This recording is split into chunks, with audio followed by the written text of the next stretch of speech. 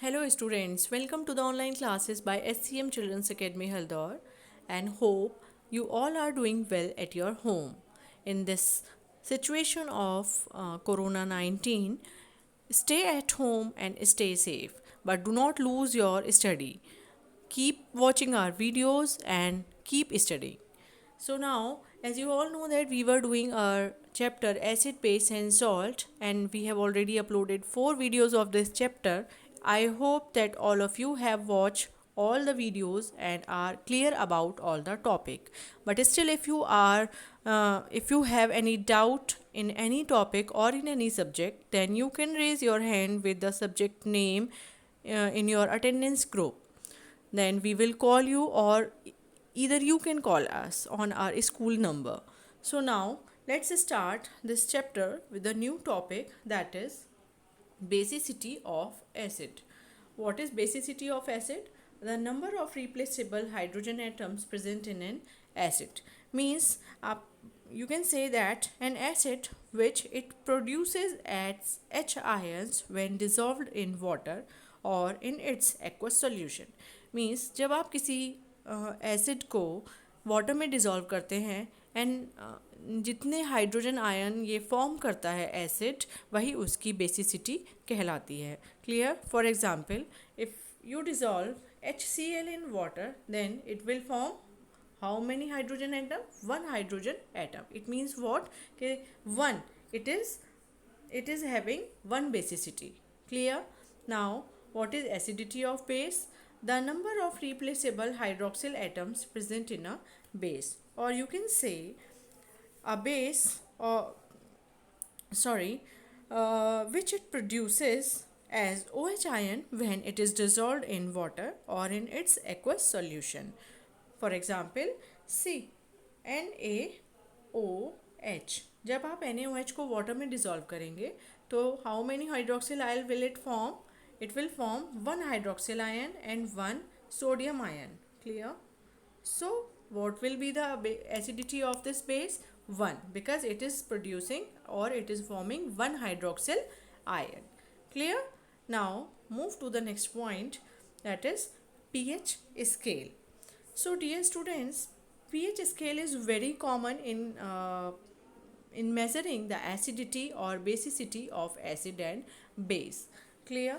Who suggested the term pH scale? The scientist was Sorensen. Sorensen suggested a new term for expressing H ion concentration known as pH scale.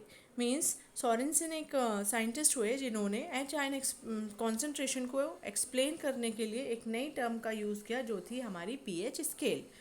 The pH of a solution is inversely proportional to the concentration of hydrogen ions in it. Means what? कि pH की जो pH of a solution is inversely proportional to concentration, यानी जितनी ज़्यादा hydrogen concentration ज़्यादा होगी तो pH value उसकी कम होगी, और अगर हाइड्रोजन कॉन्सेंट्रेशन कम होगी तो pH वैल्यू उसकी ज़्यादा होगी. क्लियर? तो pH scale works on the value from 0 to 14, यानी pH जो स्केल है उसकी जो वैल्यूज़ हैं वो 0 से 14 तक हमारी होती हैं. अब इसमें 0 का क्या मतलब होता है, 14 का क्या मतलब होता है, और इस बीच में जितनी भी वैल्यूज़ होती हैं, what does that mean? Let's study. 0 value on pH scale indicates highly acidic, means strongest acid. अगर किसी एसिड की या किसी सॉल्यूशन की या किसी केमिकल की pH वैल्यू 0 है, then it will show highly acidic और स्ट्रॉन्गेस्ट एसिड. मीन्स अगर किसी केमिकल की पीएच वैल्यू 0 है तो वो हाईली एसिडिक होगा नेचर में. सिमिलरली अगर किसी सॉल्यूशन केमिकल की पीएच वैल्यू 7 है तो it will show neutral behaviour. Right? Means ना वो एसिडिक होगा और ना ही वो बेसिक होगा. Next is if pH value is 14, then it will indicate highly basic और स्ट्रॉन्गेस्ट बेस. आपने पढ़ा कि 0 से लेके कहाँ तक की वैल्यू होती है, इसमें 14 तक की वैल्यू होती है. समझे आप?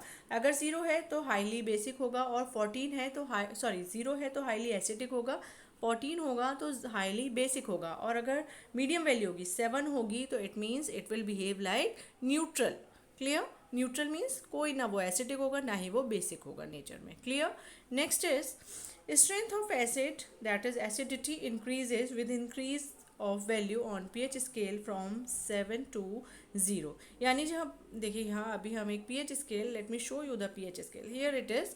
तो pH स्केल है ये आपका, आप देख सकते हैं 0 यहाँ है और ये 14 वैल्यू है. 0 से 14 तक का ये स्केल होता है, जिसे किसने सजेस्ट किया था? सोरेनसन नाम के एक साइंटिस्ट ने किया था. 0 का मतलब क्या होता है? Most acidic. क्लियर. 14 का मतलब होता है मोस्ट बेसिक.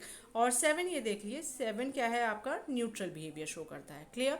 इन्होंने अभी हमने प्रीवियस वीडियो में क्या देखा कि strength of basicity increases with increase of value on pH scale from 7 to 14.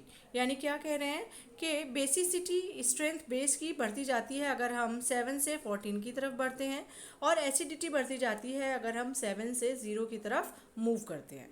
Clear है? I hope you are clear about this topic.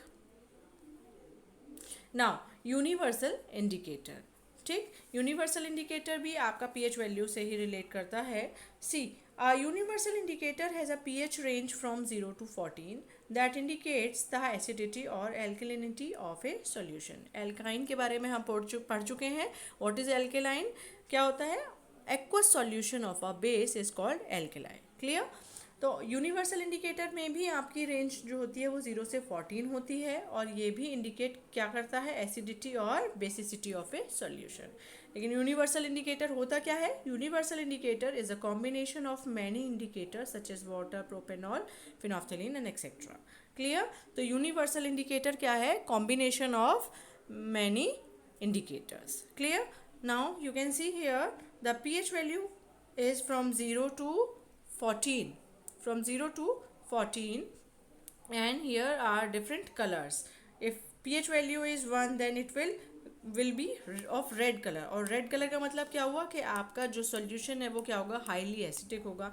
Pink colour होगा तो उसकी pH वैल्यू हम बता सकते हैं कि उसकी pH वैल्यू क्या होगी? 2 होगी, और वो भी एसिडिक होगा.